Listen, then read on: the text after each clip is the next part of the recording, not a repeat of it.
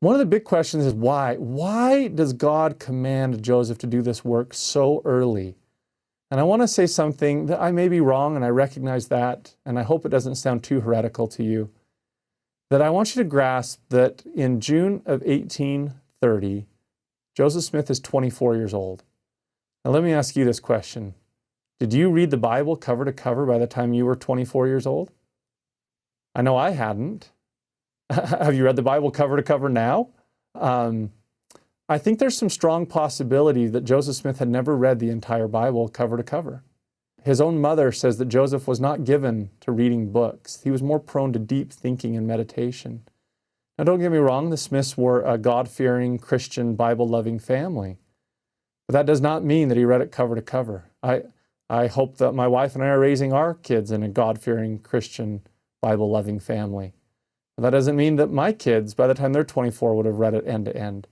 So one reason might be that God needed to educate his young prophet on getting into the Bible cover to cover. That's one reason. The second reason why he might have commanded him to do it so early is because as Joseph goes through the Bible and thinks about things, it causes Joseph Smith to ask questions. It causes Joseph Smith to wonder. The Bible acts as a launch pad for revelation for Joseph Smith.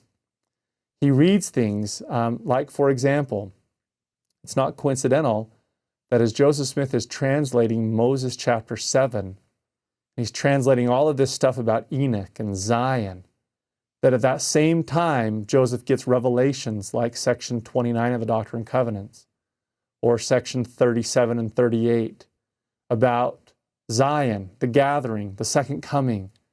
Those go hand in hand. Or that as he's translating in the book of John about the universal resurrection, that Joseph then, it launches him into the revelation of section 76. It causes Joseph to say, in essence, God, if you're going to resurrect everybody, who goes to hell, who goes to heaven? And it launches into the revelation of the 3 degrees of glory. It was a launch pad. And half of our Doctrine and Covenants revelations that we receive come during the 3-year period that Joseph is actively translating the Bible. Half of them, to show how much it's causing Joseph to be revelatory. Now, that doesn't mean that's a one-for-one, like that 65 sections of the Doctrine and Covenants are directly tied to the JST. But I want you to see that the JST and the Doctrine and Covenants are intertwined books.